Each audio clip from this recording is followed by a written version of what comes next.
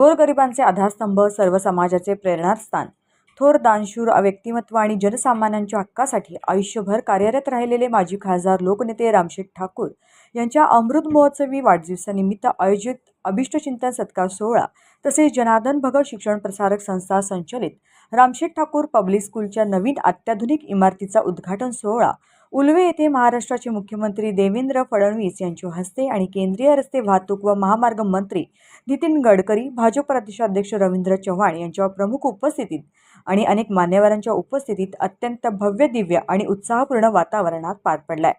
सामाजिक, शैक्षणिक, राजकीय, प्रशासकीय, कला, क्रीडा, सांस्कृतिक, वैद्यकीय आणि विविध क्षेत्रातील हजारो मान्यवर, हितचिंतक आणि जनसागराच्या उत्स्फूर्त उपस्थितीमुळे हा सोहळा ऐतिहासिक ठरला।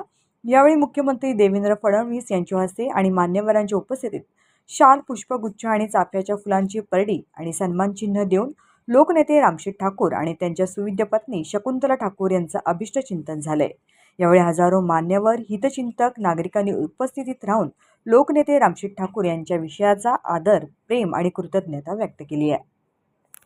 दंपतीचं अतिशय मनापासून त्या ठिकाणी अभिनंदन करतो, अभिष्टचिंतन करतो आणि जसं आमच्या महेश बाजींनी सांगितलं की रामशेठ ठाकूरांच्या 100वा वाढदिवस साजरा करण्याकरता आपण सगळे याच मैदानावर उपस्थित राहू हा विश्वास आणि ईश्वराकडे प्रार्थना करून मी माझं बोलणं संपवतो। धन्यवाद। जय हिंद, जय महाराष्ट्र।